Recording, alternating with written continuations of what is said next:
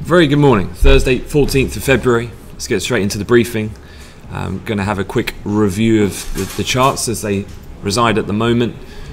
You can see there's a little bit of prevailing dollar strength in the currency market. So despite a bit of a pullback we had in the greenback 2 days ago, after it had that consecutive 8-day run, it's kind of recommenced that upward trend. Obviously, from a fundamental perspective, we've had the version of the government shutdown looking most likely, and some positive steps on the trade front, which we're going to discuss in a second. And so the dollar has continued. US equity markets last night continuing to eke out as well some further gains. So a continuation of kind of holding that break earlier above that 200 DMA, importantly in the S&P. So the Dixie this morning up about 0.1%, and consequently both major currency pairs you can see here in the top left under a little bit of pressure, bit of added weight into cable. Obviously risk event coming up later today, but we'll get into that in a second. But technically as well, just breaching what had been the lower bound of the weekly price kind of range, and that's helping accentuate some of the downside. Euro dollar just coming in close proximity to that at the moment, so worth just keeping an eye on as I go through the news over the next few minutes. Otherwise, from a European perspective, as I said, I think it's more dollar strength than it is euro weakness. The pound also, as I said, moving lower. But European equities are slightly higher. I'll give you a quick summary of some of the earnings reports, but predominantly have been positive this morning. And then also some data out of Germany first thing this morning in regards to growth. The point being, you've got a softer euro, slightly higher European equities and higher bunds. So if you were kind of looking at that from a monetary policy ECB read across, well then this is kind of going to shackle their inability to be able to tighten policy anytime soon. This being then whether or not they're going to need targeted long-term refinancing operations, delaying of an interest rate or deposit rate hike, and so on and so forth. This being, as we're going to see, you've got kind of a weak economic data further coming through in mainland of Europe. You've also had some, you think that the China-US trade war is just about being resolved, and then you get headlines this morning that the EU is reportedly mulling potential retaliatory tariffs for US products, including Tesla's cars. So it's quite easy to forget sometimes that the trade war, we're just talking about obviously the one that's most important, arguably, but beyond that, later on, I think in Q2, the US do also have an equal important trade situation coming up with both the EU and Japan. The point being then, you've kind of got that simultaneous move where bunds and European equities are both moving in sync with one another. This would be quite classic of a kind of dovish pricing in that sense from a policy point of view. Otherwise, oil continues to remain, so we brushed aside that headline build that we had in the DOEs yesterday. As I was saying at the time, really, I think those inventory numbers are just a bit of a flash in the pan, because there's a much bigger narrative happening, and that is about the global growth considerations on the outcome of the trade talks.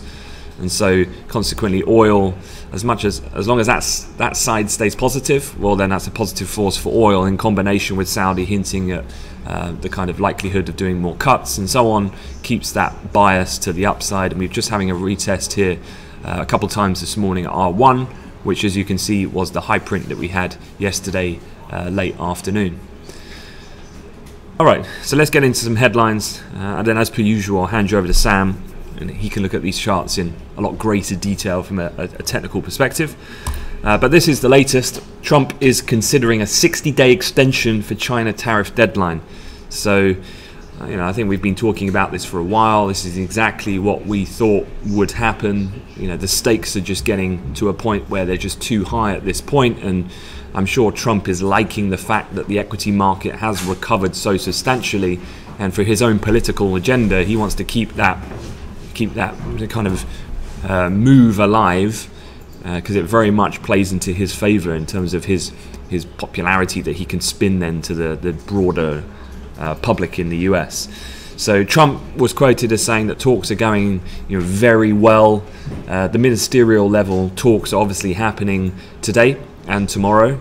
So one thing that I would suggest is that certainly as we get into the latter part of Friday, if you think about this quite as a logical sequence, so any type of end statement, or do they definitively say they're going to just continue as they are, delay the tariff hike and do another 60 days? Start thinking now ahead of time, if you're operating in intraday markets, of, well, when's the most likely time that you're going to get that confirmation or not, and a complete breakdown and maybe a return to complete risk off trade. Now, if you think about it, these meetings are happening in Beijing, which means that, let's say there's an 8-hour rough time differential between London and Shanghai.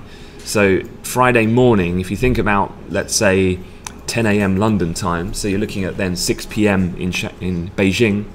I think it's actually Beijing where they're meeting, not Shanghai. But then that means that you've pretty much come to the end of their day. So you can almost try to anticipate then that when the likelihood is of that type of news coming out, which you know is quite critical for then the overall intraday sentiment and direction of assets over the short term. So I think really when it comes to tomorrow late morning, it's going to be very interesting to see how that plays out. But again, you can obviously think about these things in advance to better prepare yourself as to when the best opportunities may arise, or to avert potential dangers in that respect. Some data overnight. We have had Chinese trade data. You've probably read about this already. The main kind of thing that a lot of people are looking at is twofold. One, you can see here on this chart, this surmises the import and export numbers over the last couple of years, and you can see here quite a significant jump. I think it was 9.1%, the export number printed overnight, and I think expectations were for actually a negative number, so way better exports than expected. Now, has the market just gone, China crisis over?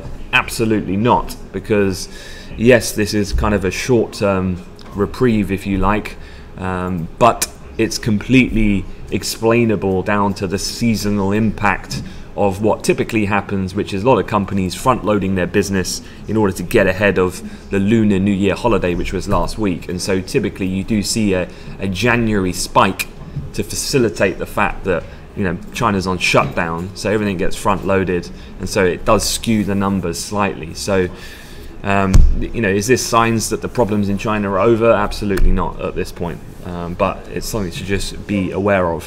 One thing that was quite interesting, obviously we're in the midst of trade talks between the US and China, and actually if you're looking at imports and exports to the US, actually both have declined. So China becoming a little less dependent on the US in a shrinking portion of its overall total, which I thought was quite interesting, just given the context at the moment. Otherwise, elsewhere, you've got German. This is what I was referring to when I was talking about that European economic situation. And this is German GDP that you're looking at. Now, the reason why I'm looking at this is because there was German GDP this morning. This was the flash reading for Q4, and it came in at flat. So as you can see here, there's no actual bar because there isn't any growth. There's no contraction or growth at all. Now that means then that they've avoided a technical recession, which would be 2 consecutive quarters of negative growth. So Germany right on the cusp at the moment, but comes obviously after a slew of negative data we've had on the industrial and kind of factory side of things. Earnings, quite a few. It's difficult to obviously not forget that we are in the middle as well of European and UK earnings season.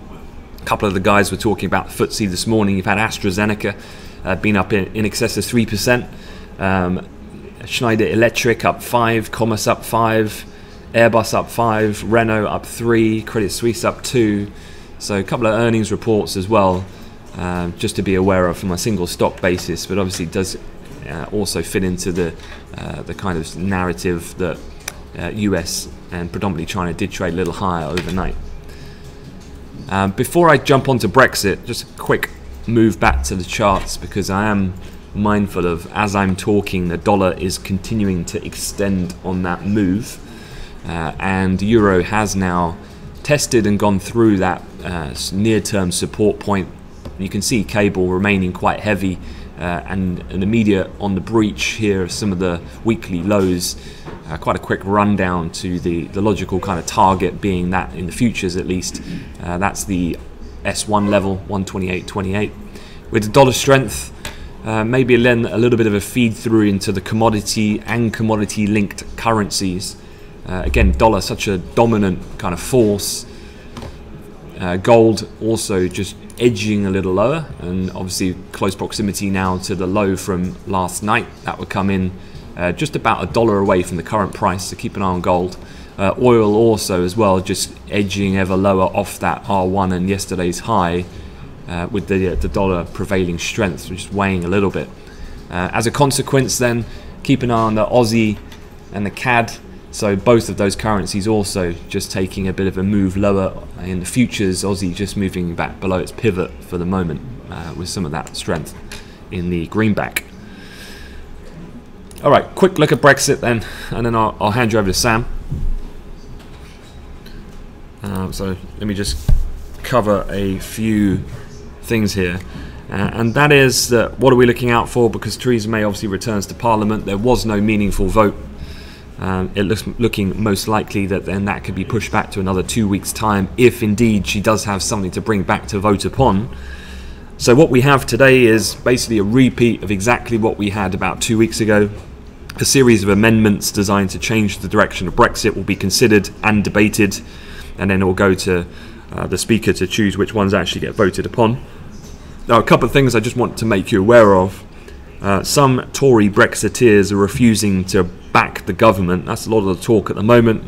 We'll have a quick look at why. Labour has accused the PM of running down the clock, and obviously this is a counteraction to the fact that you've had Ollie Robbins yesterday being caught in the pub talking about Theresa's going to run down the clock and then force MPs into a kind of do or die situation. It's either my deal or the no deal situation.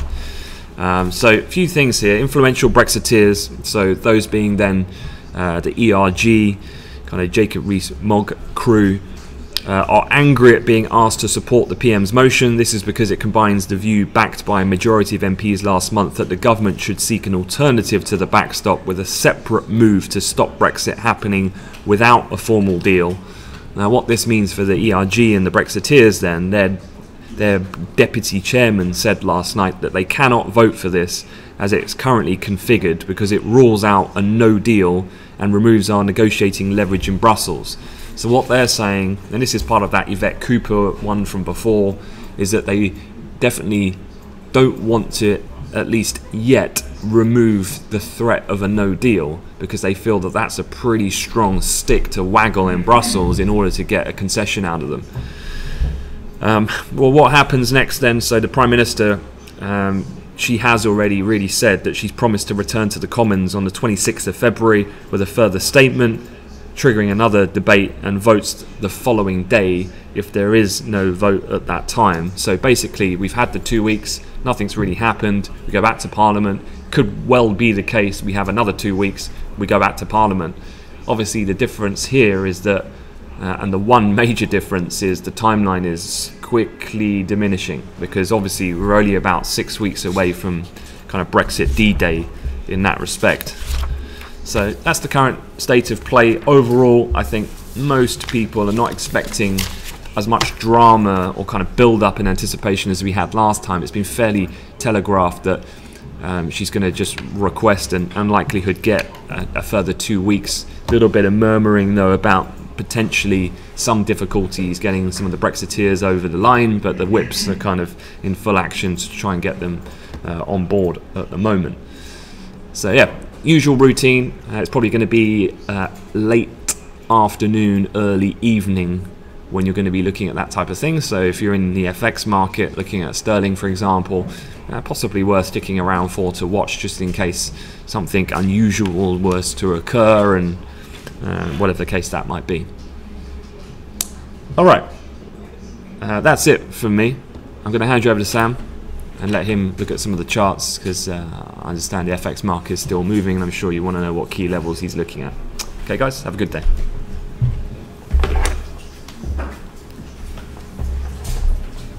Thanks, Ant. Yeah, dollar the strongest it's been for quite some time. So we'll have a quick look over the pairs and how they're trading currently right now. The pound, we've talked the last few briefings about the 128.60 area, and we're coming to the low of the day, but also more importantly, I'll just put this maybe on that daily chart and just show you guys again. You've got the area around here, 128.60, where there's been such strong support and resistance on numerous days. So while we have a couple of times tested below, depending where you put that line, this looks as if it would be, if we continue to have this dollar strength come into the market, the first close below since, well, for quite some time actually. So yeah, keep an eye on that for the pound, where we finish the day, and obviously weak, because sentiment can get pretty bad from here. The euro as well, obviously the 2019 low, and you've got some levels from last year to be aware of, especially on the continuation, not too far from where we're trading. I think when you have moves like this in the morning, Mike, just a bit of a hit there, it's important not to go chasing though. If we have a look back at what day would that be, Wednesday, Tuesday as an example, maybe even Monday morning, you get that push down in the morning, and you don't want to be too aggressive in trying to get back on every single low that there is. So if we have a look back at today's price action, we've come down from the pivot. I've just seen in the chat Alex was short from around that pivot area, which, you know, fantastic trade. But just having a look, you know, you don't necessarily want to be getting short from, say, the low of the day. The move hasn't started there, so it'd be a case of really trying to identify a place a bit higher up to get in, especially if Tuesday's price action is to, you know, to go by. You can see we you know, took out all of these lows where my mouse is, but, you know, retraced higher up. So I wouldn't be looking to get too aggressive on this. A bit of a dollar sort of run early morning, and same for the pound. It might be that you're just waiting for a bit higher up to get involved if you're looking to get that short and continuation. Gold is still quite interesting both directions. Yesterday was a bit of a seesaw kind of day, broke lower to then break higher to come back and obviously close down for the day. I still think 1300 is obviously quite a key level, and you know, we are a fair bit away, but I don't see how, I don't see why we can't, I should say, perhaps get a test of that in the not so distant future. Worth probably having a bit of a trend line on those lows just to see how we get respected with the low that we had yesterday as well, and maybe a break of that gives you a further push down to the upside for gold. And certainly this morning anyway, I was liking the look of a short should we come back up to around 13.14 was the bit of support that we had late last night before a further push down. So that area for me looks quite good. The euro unfortunately didn't quite get up as high as I wanted. I was looking around 13.24. We didn't quite make it there. S&P, obviously we could put this on a daily chart. As Ant mentioned, we had another update yesterday, and that's continuing to sort of grind higher now. You've had a breakthrough the 200-day moving average. Really, there's not much in the way of getting a test of perhaps this trend line in 2800. I know you've got a level not far away at 72.5. The low that we had on the 3rd of December, and that's similar for the Dow as well. So I would be keeping a bit of an eye on that, but I think it's going to take something quite drastic to have us come back down and perhaps test that low end of the range around the 12th of December high, around 26.80 as well. So yeah, while the dollar is strong, I'd, you know, be looking to go short, but probably a bit higher up rather than being too aggressive. If you are looking to get short around these areas, you know, just be prepared to, you know, have a look back further, you know, into the past about where the next key support is, or go smaller size. Just looking back at the last few sort of trading sessions, whenever we have that push down in the morning, you are getting a retracement to a better level before it maybe wants to go. So just a word of warning there to have a look at. Let's have a quick look at oil. Another day to the upside yesterday following the DOEs. We did, you know, drift a bit lower down, but ever since really breaking that 53, which was, you know, such a key level that we talked about the first briefing of the week, it has pushed on. Around the highs of the day, quite important. You can see the first real test back of the sort of 3 p.m. high on the 5th of Feb as well. So quite a key level, and get through that, and suddenly we're back up to 55, which considering where we were just on Monday afternoon, would be quite a decent push higher. I think for anyone looking to get the short, as with oil, always worth trying to see if there any sort of trend line to keep an eye on. I think I like the long from around, just below the pivot, where the pivot area is at 94. I think could be a decent opportunity around 53.90, where you can see we had the previous high of the day tested back post DOE in the numbers and the pivot. I think it's not a bad idea to look at a long from around there. But we'll let you guys obviously get on with the trading. Aussie dollar just coming to the pivot as I have a look round the yen just to finish on, or dollar yen. Let's have a quick look to see how close we are to some of those levels, and you can see after yesterday's date we're now broken through, so quite a key break of that, and we're actually not far away from testing the low that we had back on the 26th of October. So really pushing higher there at the yen ever since that flash crash on the 2nd of Jan. Any questions, please do get them in the chat. I've already seen a few of you guys, your trades that you've done have been fantastic. So obviously things are moving out there. Data out this morning as well, and this afternoon, so a couple of opportunities. But any questions, please do let me know, and if not, hope you all have a great day.